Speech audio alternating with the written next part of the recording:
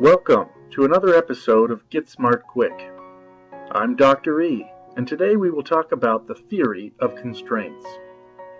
The simplest way to think about the theory of constraints is to imagine a chain with a weak link that limits the strength of the entire chain.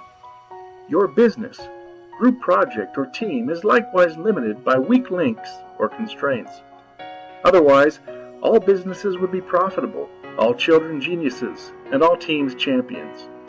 A constraint is anything that prevents your business or team from achieving its goal.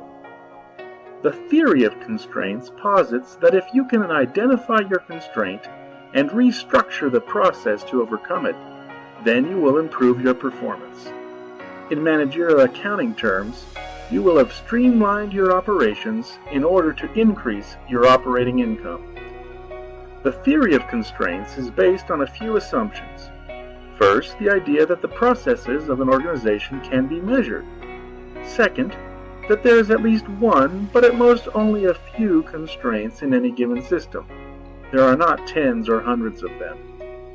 Finally, that you are working within a situation in which all costs are fixed and unavoidable. Your goal here is short-term optimization. Let's begin in the context of operations management, where there are three ways to measure your process: throughput, inventory, and operating costs. When you were in B school, your textbook may have defined throughput contribution as the difference between revenues and direct materials for the quantity of products sold. In the real world, it's simply the rate at which the system generates sales. The faster your materials get built, the sooner they can be sold. Inventory includes all the money that the system has invested in purchasing things which it intends to sell, specifically the costs of raw materials, work in progress, and finished goods inventories.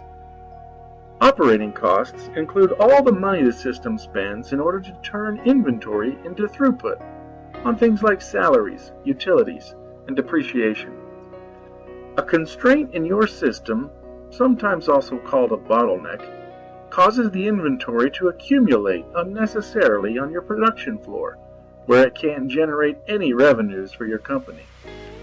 Examples of constraints include ineffective equipment usage, lack of skilled people, or a company policy that inhibits the process.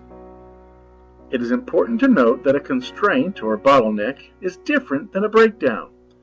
All companies have equipment that fails and people who wear out.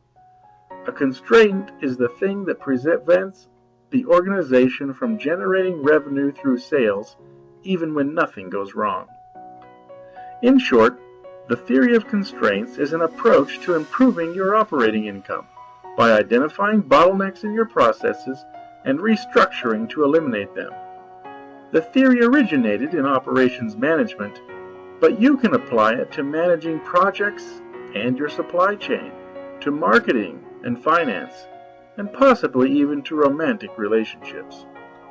Thank you for joining me. I'm still Dr. E, but now you're smarter, quicker.